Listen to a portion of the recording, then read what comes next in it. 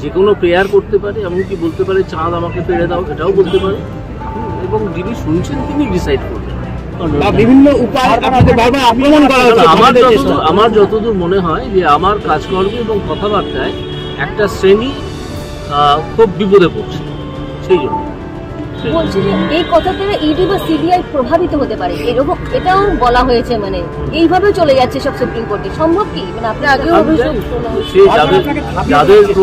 যাদের প্রভাবিত হওয়ার কথা বলছেন তারা ডিসাইড করুন যে তারা প্রভাবিত হচ্ছেন কি হচ্ছেন। ঠিক আছে, একটা কথাতেই যে একটা অথরিটির সঙ্গে সঙ্গে প্রভাবিত হয়ে যাবে এসব আষাঢ়ে গল্প, তো এগুলো তো হয় না। দেখুন, সময় তো পাল্টাচ্ছে, সময় পাল্টাচ্ছে। আপনি আগে এত চুরি দেখেছেন, চাকরি বিক্রি দেখেছেন? দেখেননি। এটাকে তো কত মানুষ স্কুলের টিচার হয়েছে।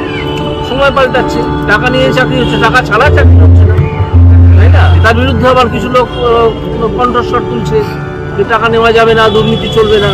সুতরাং সবকিছুই বদলাচ্ছে। তার মধ্যে থেকে যদি এটাও হয় নতুন করে হবে, আমাদের তো তাতে আপত্তি করার কিছু নেই। এখন যে প্রজন্ম বা এখনকার যে সমাজ, তাদের দেখা যাচ্ছে যে সৎপথে যারা কাজ করছে তাদের নিন্দে পদ্ধতিতে, যারা সৎপথে চালানোর কথা বলছে তারা এটা বরাবরই হয়েছে। এবং বহু বিখ্যাত মানুষ যারা কাজ করার চেষ্টা করেছে তাদেরকে সবসময় টেনে নামানোর চেষ্টা হয়েছে, তাদের বিরুদ্ধে কাজ হয়েছে, তাদের বিরুদ্ধে প্রচুর প্রচার হয়েছে।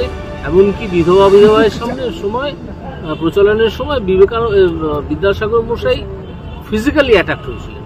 কিন্তু আমরা তো অন্য কোনো রাজ্যে দেখতে পাই না যে কোনো বিচারপতিকে বারবার করে টার্গেট হতে। আমাদের কলকাতা হাইকোর্টে কলকাতার বিচারপতি, যারা প্রধান বিচারপতি বিচারপতি, প্রত্যেকে টার্গেট হতে হচ্ছে কেন প্রতিটি ক্ষেত্রে? সে বিষয়ে আজকে আমি কিছু বলবো না, পরের বিষয়ে আমার বিশদ বলা হচ্ছে। আচ্ছা।